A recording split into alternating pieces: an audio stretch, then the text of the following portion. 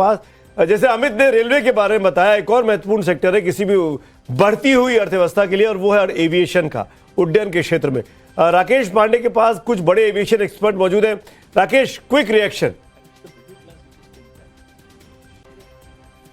बिल्कुल सुमित जी, देखिए aviation studio में एक बार फिर से आपका स्वागत है और एक नई मेहमान हमारे साथ जुड़ी हैं, डॉक्टर वंदना हैं जो कि एविएशन एक्सपर्ट हैं।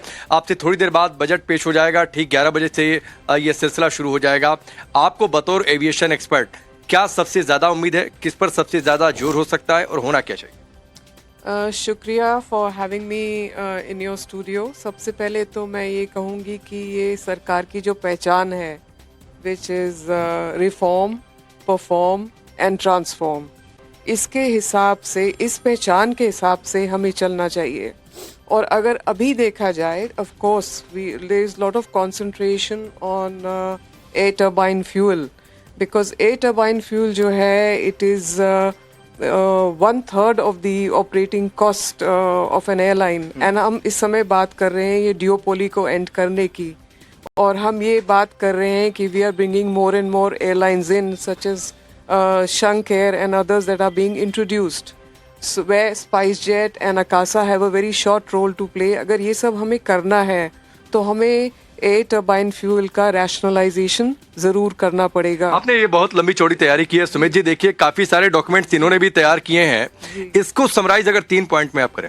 अगर मैं ये कहूँ तो मैं कहूँगी सबसे पहले तो हमारी सेफ्टी, सिक्योरिटी, स्किल, ये कुछ कॉम्प्रोमाइज नहीं होना चाहिए। In when it comes to aviation, we are the world's 3rd largest growing economy and 3rd largest domestic market. ये सब देखते हुए हमें सबसे पहले तो अपने स्किल्स जो हमारे और जो हमारे DGCA है, AAIB है, इन सब का ठीक से लिमिट दे के जिस तरीके से इन्वेस्टिगेशंस होते हैं, हमें सेफ्टी, सिक्योरिटी, इन चीज़ों पे बिल्कुल कॉम्प्रोमाइज़ नहीं करना है। हमें मोर एंड मोर एयरलाइंस लेके आनी है, उनको लाने के लिए हमें अपना एयर टर्बाइन फ्यूल का रैशनलाइजेशन करना है।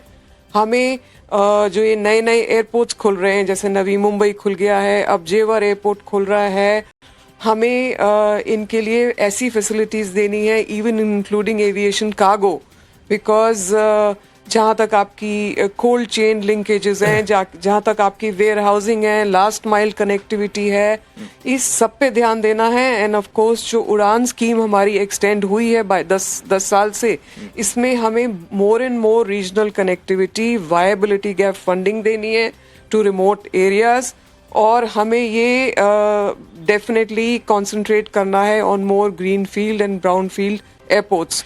उड़ान स्कीम की बातचीत की डॉक्टर वंदना ने बहल सर, उड़ान स्कीम पर हर बार फोकस भी होता है पिछले कुछ सालों में। अभी भी सरकार का टारगेट है कि 2030 तक कम से कम करीब 250 के आसपास एयरपोर्ट देश में हों, तो आज क्या इस पर सबसे ज्यादा नजर इस पर भी रहेगी? देखिए, बिल्कुल सही कह रहे हैं। उड़ान स्कीम में हमने ना केवल जो एक एयरपोर्ट का तो 74 से लेके 164, और अब आप बात कर रहे हैं अनदर 50 एयरपोर्ट मिनिमम आ जाए नेक्स्ट 5 साल में। लेकिन सबसे बड़ी चीज है जो टियर 2 और टियर 3 एयरफील्ड्स के ऊपर जो कनेक्टिविटी की आप बात कर रहे हैं, वो कनेक्टिविटी की बहुत जरूरत है। 657 रूट्स पे तो दे दिए गए हैं, और 93 एयरपोर्ट से कनेक्टिविटी ऑलरेडी हो चुकी है।